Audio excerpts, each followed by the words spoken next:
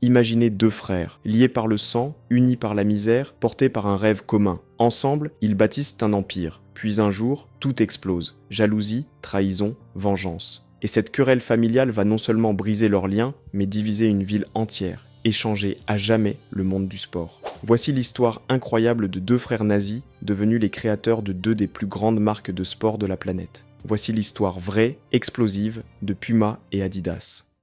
À la fin du 19e siècle, dans un petit village allemand nommé Herzogenaurach, une ville que personne ne connaît encore, deux enfants naissent dans la pauvreté. Le premier s'appelle Rudolf Dassler, surnommé Rudy. Il naît en 1898. 2 ans plus tard, son frère Adolphe le rejoint et il deviendra Adi. La famille Dassler n'a rien d'exceptionnel. Le père, ouvrier dans une fabrique de chaussures, travaille dur pour un salaire misérable. La mère, pragmatique et courageuse, lance une petite activité de blanchisserie dans leur modeste maison. Rudy et Adi grandissent dans cette ambiance rude mais résiliente. Dès leur plus jeune âge, ils apprennent à survivre. Pendant que leur mère lave le linge des voisins, les deux garçons sillonnent les rues à pied pour livrer les vêtements propres dans le froid, la pluie ou la neige. Tout le monde les connaît, ce sont les garçons de la lessive. Mais derrière cette routine quotidienne se cachent deux caractères très différents. Rudy est extraverti, sociable, vif. Il aime parler, convaincre, se faire remarquer. Adi, au contraire, est réservé, réfléchi, observateur. Il passe des heures à bricoler, démonter, assembler, deux pôles opposés, deux forces qui vont un jour se compléter ou se détruire. Puis arrive la Première Guerre mondiale. En 1914, l'Europe bascule dans le chaos. Et les deux frères, comme des millions d'autres jeunes hommes, sont enrôlés de force. Les combats sont brutaux, les conditions inhumaines. Rudy est envoyé sur le front italien, Adi sur le front français. Ils survivent, mais ils ne reviendront jamais tout à fait les mêmes. Quand ils rentrent à Herzogenaurach, tout a changé. L'Allemagne est exsangue, l'économie est en ruine, et la blanchisserie familiale a perdu tous ses clients. Pour beaucoup, c'est la fin. Pour Adi, c'est le début.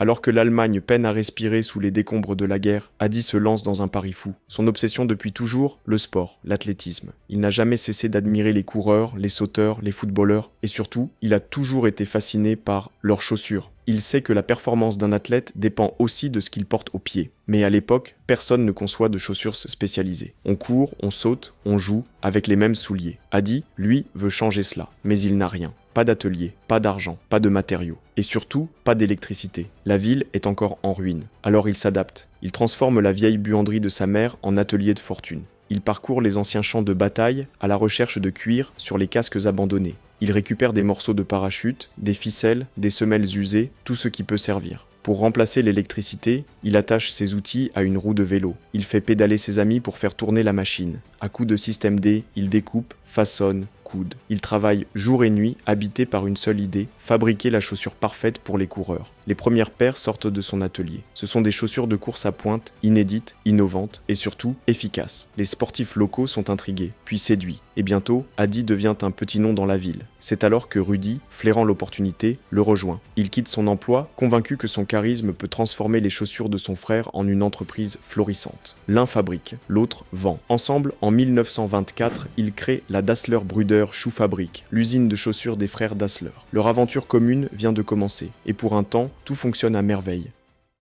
Les années passent. Nous sommes maintenant à la fin des années 1920. L'Allemagne est secouée par l'instabilité politique, l'inflation galopante et le souvenir encore brûlant de la guerre. Mais à Herzogenaurach, dans leur petite usine de fortune, les frères Dassler avancent à contre-courant. Adi perfectionne ses modèles. Chaque chaussure qui sort de son atelier est testée, étudiée, démontée, repensée. Il ne dort que quelques heures par nuit. Il note les retours des athlètes, expérimente de nouvelles matières, affine ses techniques. Rudy, lui, se transforme en véritable homme d'affaires. Il arpente les stades, les clubs sportifs, les compétitions locales, il offre des paires gratuites aux clubs de football, il convainc les entraîneurs, flatte les dirigeants, promet la victoire grâce à leurs chaussures. Et ça marche. En quelques années, les Dassler deviennent les fabricants de chaussures de sport les plus réputés d'Allemagne. Ils embauchent. Ils quittent la buanderie familiale pour une usine plus grande, équipée de machines modernes. Ils se lancent dans les chaussures de football, les chaussures de gymnastique, et bientôt, tous les sportifs allemands rêvent de porter du Dassler.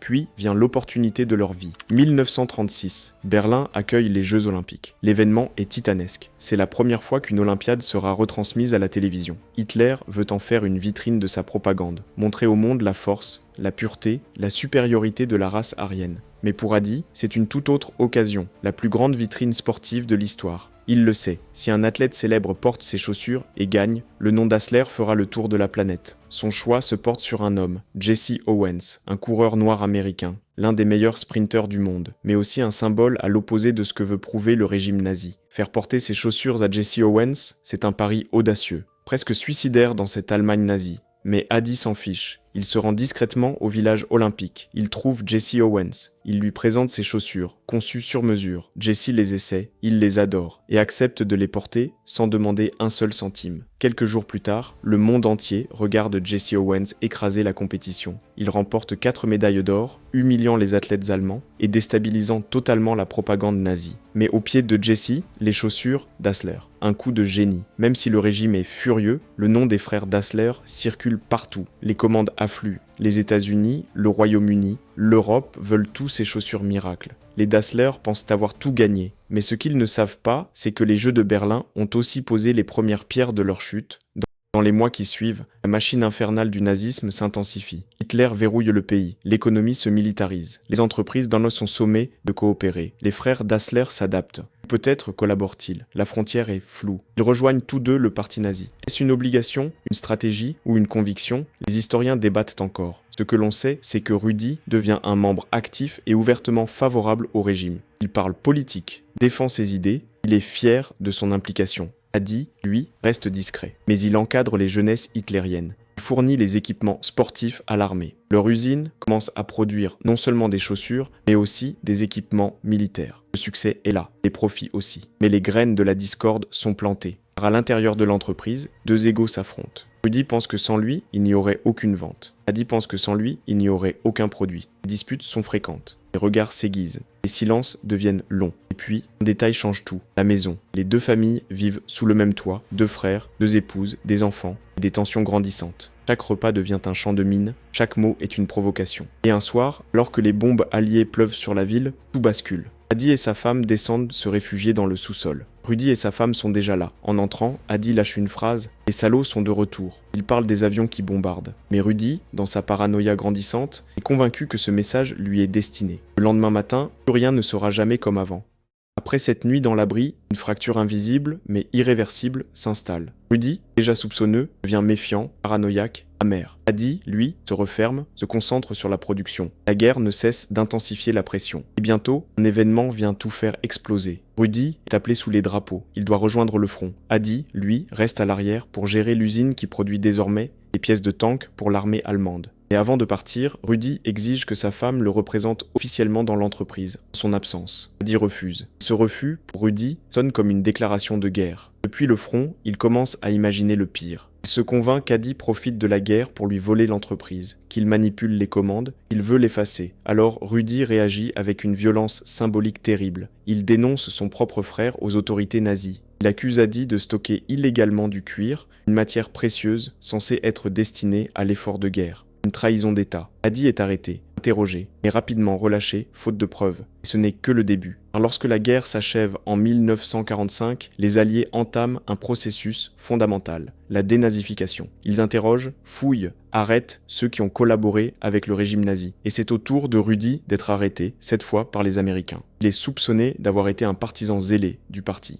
Il est emprisonné dans un camp de prisonniers de guerre pendant plus d'1 an. Et ce qui le ronge, ce n'est pas seulement la captivité. C'est ce qu'il apprend pendant son internement. Selon les Américains, une dénonciation anonyme a joué un rôle clé dans son arrestation. Pour Rudy, il n'y a aucun doute, c'est Adi. Le frère qu'il a trahi pendant la guerre, celui qu'il a vu comme un rival, est-il maintenant celui qui veut l'effacer définitivement? Quand il sort enfin de prison, affaibli, humilié, il découvre qu'Adi est lui-même en procès, soupçonné de s'être enrichi illégalement grâce au régime nazi. Et Rudy saisit l'occasion de se venger. Il témoigne contre lui. Il tente de l'enfoncer, de l'accuser à son tour. Mais le sort est ironique. Aucun des deux ne sera condamné. Ils sortiront tous deux blanchis, mais à jamais ennemis.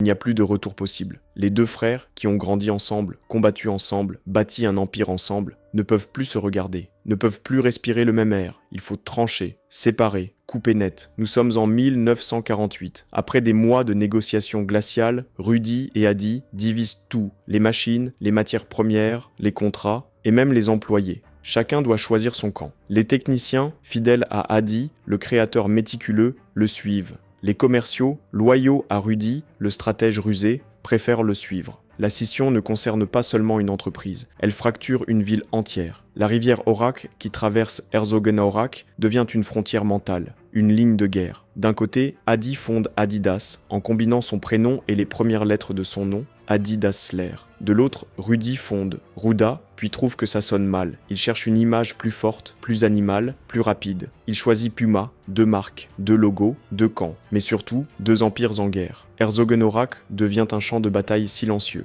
Dans les écoles, les enfants des familles Adidas ne côtoient pas ceux des familles Puma. Les couples mixtes sont mal vus, les mariages sont impossibles. Les tensions sont visibles jusque dans les églises, les commerces, les stades. Les gens baissent la tête pour regarder vos chaussures avant de vous parler. Si vous portez des Pumas dans la zone Adidas, on vous ignore. Si vous portez des Adidas dans le quartier Puma, on vous évite. On appelle bientôt la ville des coups tordus.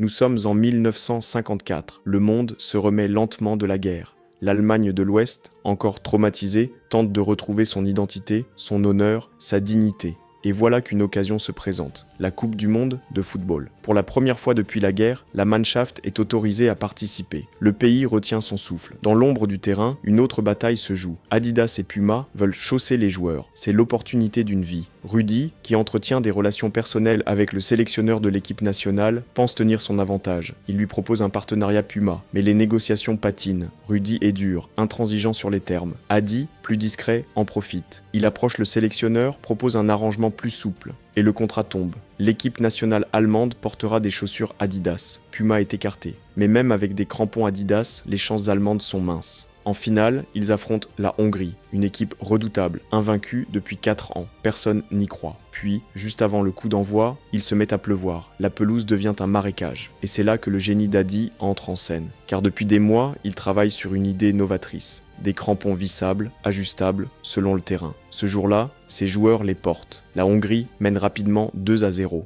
L'Allemagne semble condamnée. Mais à mesure que la pluie s'intensifie, les joueurs hongrois glissent, tombent, ralentissent. Les Allemands, eux, tiennent debout, courent, taclent, rattrapent le score, puis prennent l'avantage. Et à la surprise générale, l'Allemagne remporte la Coupe du Monde. Ce match entrera dans l'histoire sous le nom de Le Miracle de Berne. Et au pied des héros allemands, des crampons Adidas. La victoire donne à tout un peuple un sentiment de fierté qu'il croyait perdu à jamais. Et à Adi, une gloire nationale. Ses chaussures deviennent un symbole de renaissance. Puma, elle, regarde depuis la ligne de touche. Après la Coupe du Monde, Adidas s'impose comme la référence incontestée en Allemagne. Mais Puma n'a pas dit son dernier mot. Rudi est enragé, il cherche à se venger, à reprendre la lumière. En 1958, aux Jeux Olympiques de Melbourne, un événement étrange survient. Le colis de chaussures Puma n'est pas accepté par les douanes australiennes. Celui d'Adidas, lui, passe sans souci. Certains murmurent qu'Adi aurait soudoyé des douaniers pour bloquer la livraison de son frère. Rien n'est prouvé, mais les soupçons persistent et la haine grandit. Rudi se jure que la prochaine fois, ce sera lui qui frappera le coup d'éclat. Avançons jusqu'en 1970. La Coupe du Monde au Mexique approche. Un nom est sur toutes les lèvres, Pelé. Le joueur brésilien est une légende vivante, meilleur footballeur de la planète. Adidas et Puma le convoitent, mais tous deux savent qu'une guerre d'enchères serait destructrice. Les frères ont beau être morts, leur rivalité coule dans les veines de leurs héritiers. Horst Dassler pour Adidas, Armin Dassler pour Puma. Ils concluent un pacte de non-agression. Personne ne signera Pelé, il est hors limite. Mais Armin, comme son père, a soif de revanche. Et alors que le monde entier regarde le quart de finale du Brésil, la trahison éclate. Pelé s'avance sur la pelouse. Devant les caméras du monde entier, il s'agenouille. Il demande à l'arbitre de patienter un instant, puis il noue lentement ses lacets, et au pied du roi Pelé, les chaussures Puma. Ce geste, minutieusement orchestré par Puma, devient l'un des coups marketing les plus puissants de l'histoire du sport. La planète entière regarde. Les ventes explosent. Puma est de retour. Chez Adidas, Horst est furieux. La paix fragile est rompue. La guerre est de nouveau déclarée. La guerre entre Adidas et Puma ne connaît plus de limites. Chaque match, chaque championnat, chaque événement sportif devient un terrain de chasse. Les deux marques dépensent des fortunes pour s'arracher les athlètes les plus en vue. On parle de dîners de luxe, de voyages payés, de pots de vin. La compétition devient malsaine. Horst Dassler, à la tête d'Adidas, pousse sa stratégie jusqu'à l'obsession. Il veut dominer chaque centimètre carré du marché. Il mise tout sur le sponsoring, quitte à oublier le client final. Armin, du côté de Puma, s'épuise à tenter de suivre. Il coupe dans la qualité, multiplie les modèles, mais l'identité de la marque s'effrite. Et dans l'ombre, une menace bien plus grande s'élève. Nike, une entreprise américaine jeune, audacieuse, brillante en communication. Tandis que les Dassler se déchirent entre eux, Nike grignote, progresse, bondit. Dans les années 1980, les deux marques allemandes peinent à suivre. Les héritiers n'ont plus l'intuition de leur père. Les erreurs s'accumulent. Et finalement, la chute devient inévitable. En 1989, après des décennies de guerre fratricide, les deux empires Dassler sont vendus à des investisseurs privés. La famille Dassler quitte la scène. Mais une marque, ce n'est pas qu'un nom. C'est une aura, un souvenir, une puissance émotionnelle. Et malgré les tempêtes, Adidas et Puma ont survécu. En 1993, Adidas est racheté par un homme visionnaire, Robert Louis Dreyfus, un milliardaire suisse spécialiste du redressement de marque. Son plan est clair. Repositionner Adidas comme la marque des vrais sportifs, mais aussi la reconnecter avec la jeunesse. Il mise sur l'innovation. Il relance les crampons Predator, multiplie les campagnes percutantes. Surtout, il s'entoure des plus grandes stars du sport, David Beckham, Kobe Bryant, André Agassi. En 2006, Adidas va encore plus loin. Elle rachète Reebok pour 3,8 milliards de dollars, puis en 2013, elle frappe fort, partenariat avec Kanye West. Les Yeezy naissent. Un succès colossal, une marque à part entière. 1 milliard de dollars générés à elle seule. Adidas est de retour au sommet. Pendant ce temps, Puma renaît aussi, mais sur une autre voie. Elle est rachetée par un jeune dirigeant allemand du nom de Jochen Zeitz. Son approche est différente. Il ne veut pas copier Adidas. Il veut que Puma devienne unique. D'abord, il restaure la qualité, puis il s'attaque à des marchés de niche. La Formule 1, la course automobile. Il signe Usain Bolt, l'homme le plus rapide du monde. Mais surtout, Zeitz comprend que la mode est devenue aussi importante que le sport. Il collabore avec Alexander McQueen, puis va encore plus loin. Il fait de Rihanna la directrice artistique de Puma. Résultat, la marque gagne en audace, en style, en influence. Puma ne cherche plus à ressembler à Adidas. Puma devient Puma.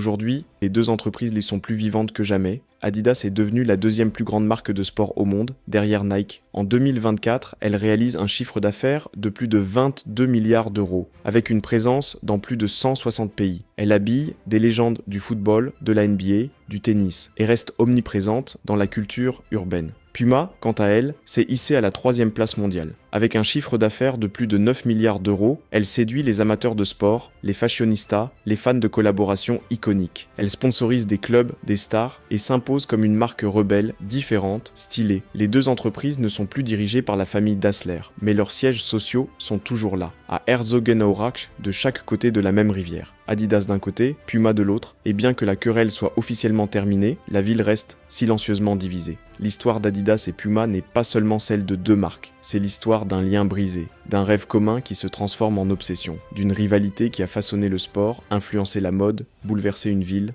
deux frères, un combat sans fin. On ne saura jamais ce qu'ils auraient pu construire ensemble. Mais peut-être que s'ils avaient uni leurs forces, Adidas et Puma réunis auraient rebâti la plus grande marque de sport de tous les temps. Mais c'est Nike qui l'a fait. Et si vous voulez découvrir comment Nike, parti de rien, a surpassé Adidas et Puma pour devenir la marque la plus puissante de l'histoire du sport, cliquez sur la vidéo juste ici.